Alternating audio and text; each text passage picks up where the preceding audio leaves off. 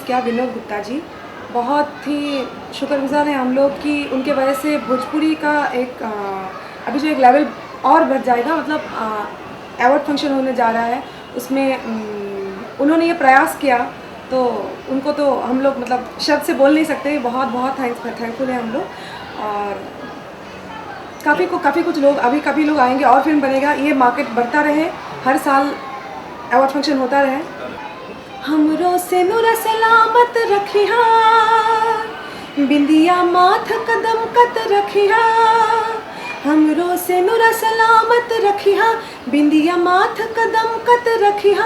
हमके जाए न सजना छोड़ी, बिछड़े ना हंसन के जोड़ी। बिछड़े ना हंसन की जोड़ी। हे माई हो माई, तेरे सुनला तू हमार, तोह से मांगी पिया की जिंदगी, अचरा आपन आज पसार।